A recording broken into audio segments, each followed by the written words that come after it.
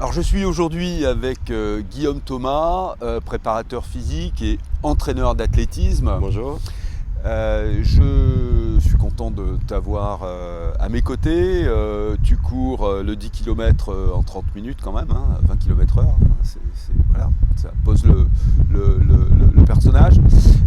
Donc j'ai quelques questions à te poser. La première, c'est la question la plus évidente, quels sont les principaux bénéfices de la course à pied? Alors les bénéfices sont multiples sur un plan physique, mentaux et sociaux, parce que la course à pied touche, comme vous pouvez le constater aujourd'hui, beaucoup de personnes. Donc sur les aspects physiques, bien sûr l'aspect cardiovasculaire, on va solliciter davantage cette qualité du corps humain, et puis un renforcement général du corps sur les jambes, sur les abdos, sur le dos, enfin beaucoup de choses sur le plan physique, mais qui seront néanmoins où il faudra être attentif à beaucoup de choses sur la progressivité de l'entraînement sur le plan physique. D'accord. Parce que quelqu'un qui arrive de zéro ou un athlète qui est déjà entraîné n'aura pas du tout la même approche, l'entraîneur n'aura pas du tout la même approche sur sa préparation et sa programmation. Sur l'aspect mental, beaucoup de choses qui font que la course à pied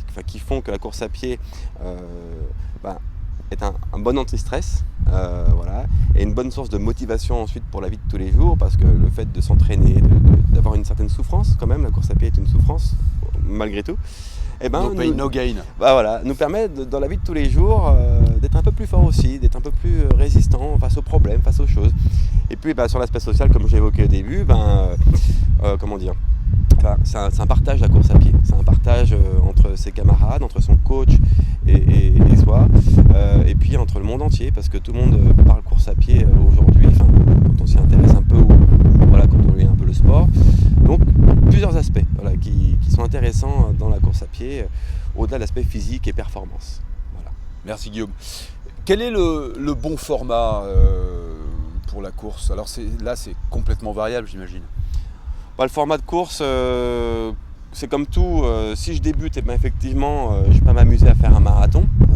C'est trop risqué de partir directement sur l'objectif, à moins d'être fou et de faire un défi en premier. Moi, je parle toujours de progressivité et d'analyse de l'individu. Si j'ai quelqu'un qui reprend la course à pied, par exemple, il faudra être vigilant à son passé sportif. Où est-ce qu'il en est au niveau de ses bilans de santé, donc faire des prises de sang, savoir s'il n'y a pas des carences, etc. Donc faire un bilan de base pour ensuite l'amener vers une distance.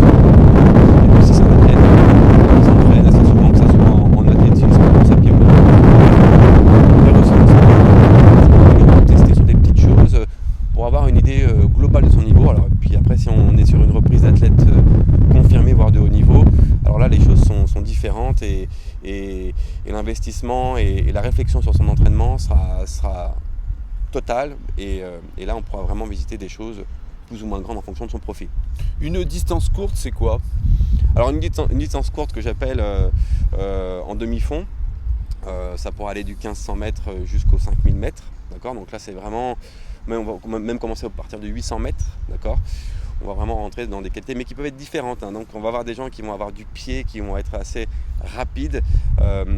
Mais savoir que quand on parle d'endurance, le but du jeu, c'est pas de courir le plus longtemps possible.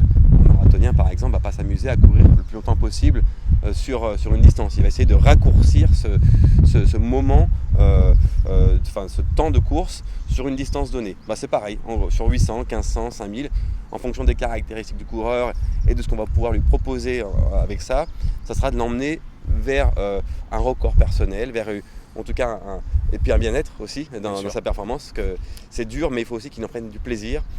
Donc ça dépend du profil du coureur, ses objectifs, ce qu'il a envie de faire sur piste, sur route, en montagne, parce que le trail se développe beaucoup.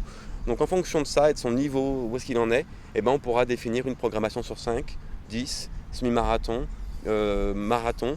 Et après l'aspect trail est quand même aussi spécifique, donc nécessite beaucoup de travail en nature, en montagne, même si des gens font du trail sur Paris, ils vont quand même s'isoler parfois en nature.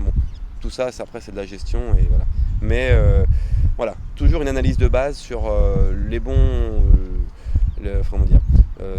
une analyse de base sur ce que veut faire l'athlète ou la personne qui vient te voir, te solliciter. Et toi, tu vas lui dire, par rapport à ton profil et ton niveau actuel, ça va être mieux d'aller dans ce sens-là ou dans ce sens-là, par précaution. Voilà, on ne va pas tout de suite vers l'objectif. Même quelqu'un qui prépare un marathon va avoir des objectifs secondaires. Préparer un 10 bornes pour faire du vite, après un semi-marathon pour commencer à travailler sur un peu plus long, etc. jusqu'au marathon par exemple. Voilà. Sur le rythme, quels sont tes conseils pour quelqu'un qui est pas très expérimenté, qui n'est pas très aguerri, qui a envie vraiment d'utiliser la course pour être bien, pour être en forme et pour tous les bénéfices que tu as évoqués tout à l'heure? Alors, quelqu'un voilà, qui est un peu sportif, toujours une analyse de base sur sa vie en général, parce qu'il faut que les entraînements puissent aussi se caler dans son emploi du temps. Absolument. Il faut que l'entraînement puisse avoir un effet sur son progression. C'est-à-dire que si je mets un entraînement trop espacé de l'un et de l'autre, les effets, au bout d'un moment, il n'y aura plus d'effet. Donc l'idée, c'est de commencer par 2 entraînements par semaine, 3 entraînements, à voir comment réagit la personne. Et en fonction de cette évolution, on va garder ce cadre, voire peut-être une séance en plus, mais qui ne sera pas forcément de la course, qui sera peut-être du renfort. Parce qu'on ne peut pas passer de 0 à 3, 4, 5, 6 entraînements d'un coup, parce que ça va être trop dur, trop fort, la progression va être trop forte et on va aller dans le mur avec son athlète. Donc voilà, il y a toujours cette notion d'entraînement, et l'entraînement ne se fait pas sur une année en continu. Il y a des phases où on s'entraîne et des phases où on récupère. D'accord. Donc là aussi, il faut l'intégrer. La récupération, c'est important. La récupération est primordiale. Voilà. Après, dans l'entraînement, il y a des phases qui seront plus sollicitantes. Il y aura. Alors, quand on parle de préparation physique aussi, parce que la préparation physique fait aussi partie de l'athlétisme, il ne faut pas l'oublier. C'est le béton de l'athlétisme aussi, hein, c'est un bon socle. Donc il y a une préparation physique qui peut être linéaire ou ondulatoire, ça dépend des périodes, etc. Mais dans l'athlétisme, on est plutôt sur du linéaire, alors qu'en foot, etc., on va être sur du ondulatoire. Ça veut dire qu'il y a des périodes où on ne peut pas trop forcer, d'autres on peut forcer. Donc on joue un petit peu là-dessus. Donc on utilise au bout d'un moment dans la saison des choses où on accompagne le coureur comme ça avec la préparation physique et avec l'entraînement aussi. Donc on joue sur les volumes d'entraînement, les intensités, et la préparation aussi qu'avec ces volumes et ces intensités pour amener en tout cas l'athlète dans des meilleures conditions possibles vers ses objectifs, pour le protéger et le faire performer. D'accord. Voilà. On parle de plus en plus de fractionné.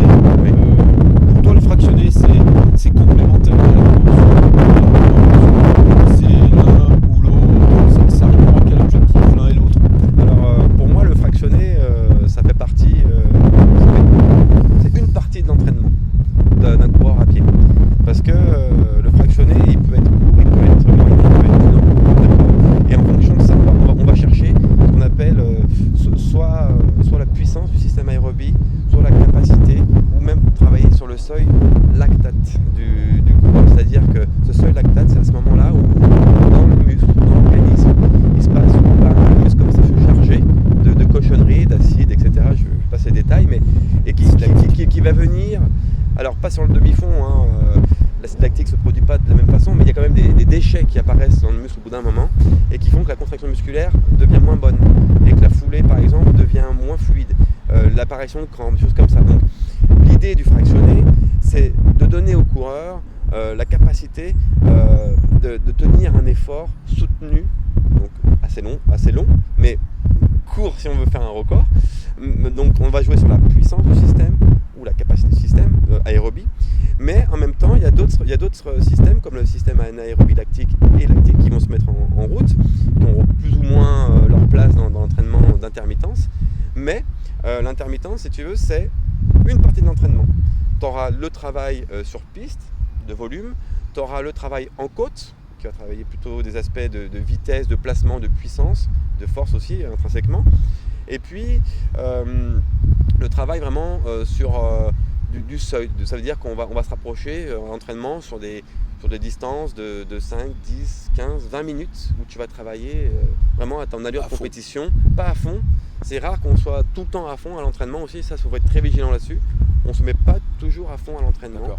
Parce qu'il y a des choses où on doit récupérer, on doit être placé, on doit permettre au corps d'assimiler justement les grosses séances, etc.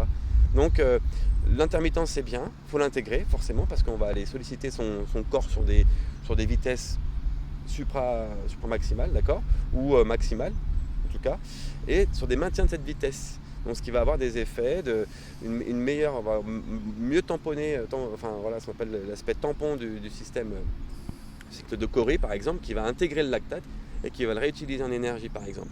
Donc il y a des systèmes comme ça qui vont permettre au corps au fur et à mesure de l'entraînement de repousser voilà, ces apparitions, ces seuils, ces gestions de seuils et permettre à l'athlète de progresser. Alors après, bien sûr, dans l'entraînement, il y a des choses qui sont délicates, il peut y avoir des douleurs qui apparaissent, tendons, etc. Donc l'entraînement fractieux c'est bien, mais il faut encore une fois l'accompagner avec un retour au calme, du repos, de la récup, des étirements, etc., du massage. Parce que l'intermittent est quand même assez dur et sollicitant. Voilà. Merci Guillaume. Dernière question.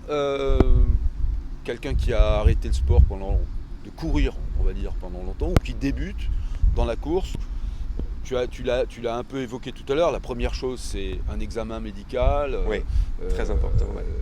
Le poids, ça joue quand même. Bien sûr. Les conseils de base. Alors, prendre son temps.